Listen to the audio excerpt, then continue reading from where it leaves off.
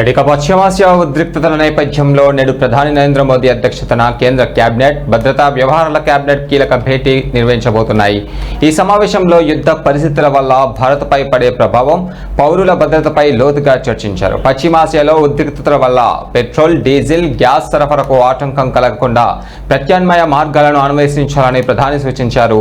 యుద్ధం కారణంగా నిత్యావసర వస్తువులు, ఎరువుల ధరలు పెరగకుండా రాష్ట్ర ప్రభుత్వాలతో సమన్వయం చేసుకోవాలని, అక్రమ నిల్వలను అరికట్టాలని ఆదేశించారు. ఇరాన్ పరిసర దేశాల్లో ఉన్న సుమారు 1 కోటి మంది భారతీయుల భద్రత అత్యంత ప్రాధాన్యత అని, వారిని సురక్షితంగా ఉంచేందుకు అన్ని చర్యలు తీసుకోవాలని విదేశాంగ శాఖ కోరారు.